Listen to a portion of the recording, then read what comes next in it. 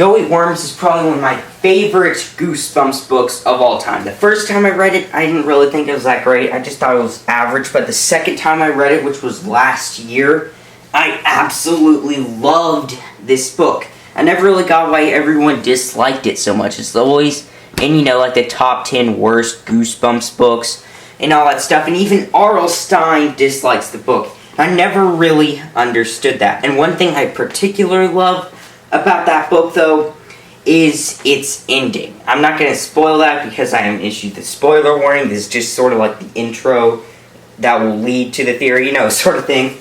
And so, I love the ending, though, because I'm a huge fan of, giant monsters and stuff like that. And so, I absolutely love that ending. But there are a few plot holes and problems with the end of that book. And I'm going to get into more detail on that. So, in this video, I'm going to try to explain those huge plot holes. And so, in order to, get into more detail on that, now I'm going to issue the spoiler warning. And so, spoilers for Go Eat Worms, the 21st Goosebumps book. And so, yeah, major spoilers for that one. If you haven't read Go Eat Worms, then do not watch this video if you don't want the book to be spoiled, because really, I'm going to be talking about the ending, but it's going to be very in-depth, like 4 minutes. Well, I tried to record this last time, and it took me about 4 minutes to talk about that. Hopefully, it'll take me a shorter time, this turn. But anyway, guys, spoilers for Go Eat Worms, and also some minor spoilers for Rip the Cat. I don't even think I'm going to go into that much detail on that. Just, this is Rip's origin. Rip is the main antagonist of the book, and so I'm just going to be like, this is Rip's origin, and that's pretty much it. I'm not going to get into the whole plot of the book or anything like that. But with that out of the way, let's get into more detail on what I'm talking about the ending. So basically, in the ending, Todd wants revenge against his sister. In previous events in the book, which is like mainly the entire middle of the book, his sister had been pranking him with his pet worms, because it turns out Todd is obsessed with worms. And so, he wants revenge against his sister for pranking him this whole entire time, and so he's going to prank her with some worms. So he goes to this field in the school, and he's starting to get these worms out when a giant worm pops out of the ground. I think he was accompanied by his friend, so just keep that in mind. I think I'm going to be talking about that later on. So basically, this giant worm pops out of the ground, and so the main protagonist comes to conclusion that that is the mother worm, because I guess it's because he hurts its worm children.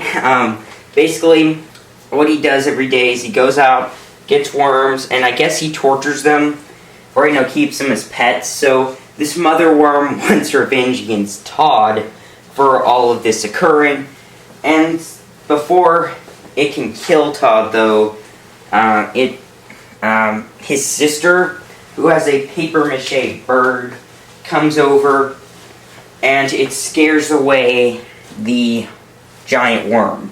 And so this leads Todd to forget his obsession with worms, and he comes to the obsession of killing butterflies, which I think it's 1,000 times worse than having an obsession with worms. I don't really mind worms, but I don't know, it's just a horrible obsession to kill butterflies. I don't know. But basically, he kills butterflies, and so then there's this giant butterfly, and it wants to take revenge on Todd, and that's pretty much how the book ends in its twist ending. I'm going to be talking about more of that twist ending later on, like really close to the end of the video in my epilogue and stuff like that.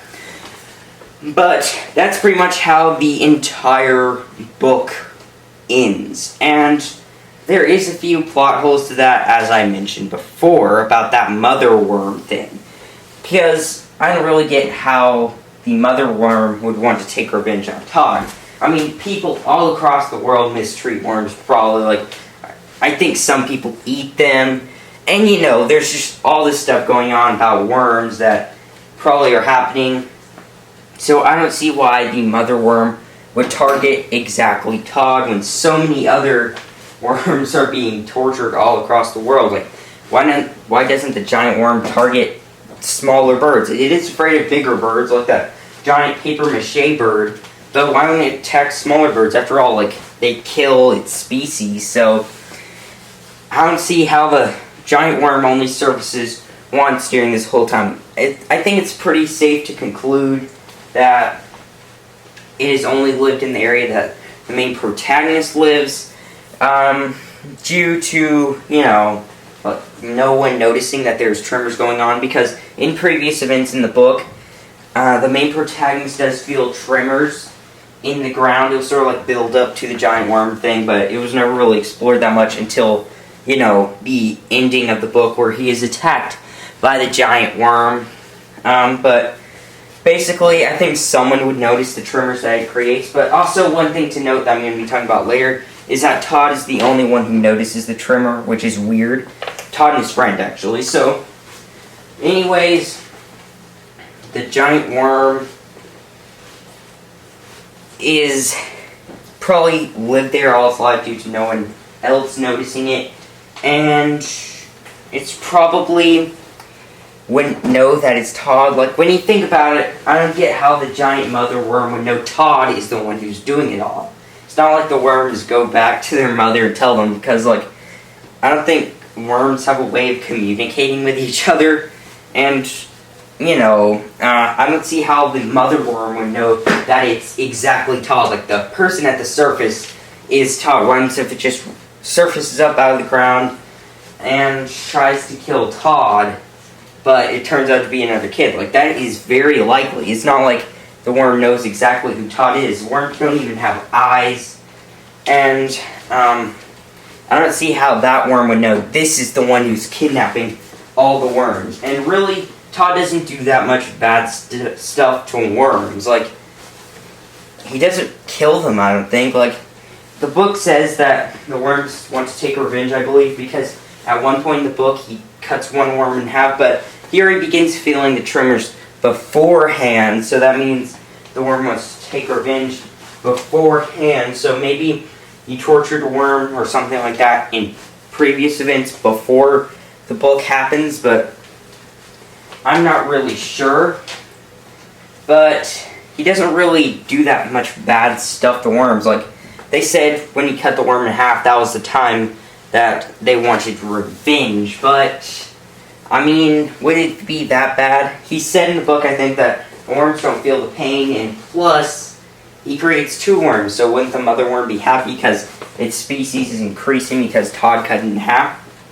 I don't know, there's just all this plot hole stuff, and why doesn't the mother worm want to take revenge on his sister? Like, his sister has done a lot more worse things than Todd did. Like, his sister put a worm in Todd's cereal. It's pretty much drowning the worm. Why doesn't the giant worm go after his sister? Like, she's doing as much bad things to the worms as he is. And you get it. This video is already 8 minutes long. I've been talking about how many things are wrong with that whole mother worm thing. I think I've pretty much disproven that it is a mother worm. And so, what is it exactly, though? Why is the mother worm, or giant worm, since it's really not a mother worm wanting revenge, you know, and all that stuff? So, why did the giant worm attack Todd? I have two things that I think could happen. I think the first thing is that it's all in Todd's head. I don't really believe that's likely. I'll get into more detail on that next, after I mention the other one. And that is, for the second thing, is that it's probably a ghost worm, a giant ghost worm. That'll explain why the tremors happen when they do, and it's just so spontaneous. And also explain how the worm became so giant, how the worm knows it's Todd, how come Todd only feels the tremors and stuff like that. But first, let's get into our first thing, and that is that it was all in Todd's head. This could be likely due to, in one event in the book, Todd sort of has this vision. It's not like a vision or anything. He just has this... It's not a nightmare either. You know, it was just all in his head that these worms started spewing out of the faucet in his bathtub. I mean, that was a really cool scene, but that could prove as evidence that this whole giant worm thing was all in his head. But I think his friend felt it too, and stuff like that. So I kind of doubt that in a way. So, I mean, really, I don't think so. It would explain why he's the only one who feels tremors, but again, his friend also feels it, and he's not obsessed with worms. Plus, there's no real reason why Todd would feel it then. I mean, he seems to be has been obsessed with worms all his life, right? So I don't really see why all of a sudden now he starts dreaming and stuff like that about worms. Like, why now? Why can't it be any other time? Why for right now? And he hasn't suffered from any, like, brain damage or something like that. Sort of like, you know, like Keith from I Live in Your Basement or something like that. And so I kind of don't really think that's... It's still a possibility, but I don't think it's as plausible as my second one. And that is that it's a ghost worm. Maybe Todd kills a worm in events not seen before in this book. Maybe he killed a worm during the events of this book. And so I think it was in a very brutal and torturous way. Sort of like Rip in The Cry of the Cat. I'm having camera difficulties right now. Like, every time I move it, it just starts going lower and lower and lower. So I can't really give you a full picture of the cover. I'm sorry about that, guys. But anyway, in The Cry of the Cat, basically, Rip's origins is that her and a bunch... Or is it he? It's a he and Rip and a bunch of other cats are being experimented on by this scientific lady, with resulting in all of the cats being brutally killed. Rip wants revenge for this, so he and the other cats want to take revenge on that lady. This could be the same exact case in Go Eat Worms, because first off, it would explain how the worm became... Oh, I'm so sorry about that, guys. It would explain how the worm became giant. And, you know, how no one else senses it, because it's only meant for the people that tortured him. And also, it would explain, what was it? It would explain why the worm intentionally targets Todd. Todd is responsible for his death, so he wants to take revenge on that. And again, that would explain how he becomes giant, because I think Ghost and Goosebumps can manipulate their size.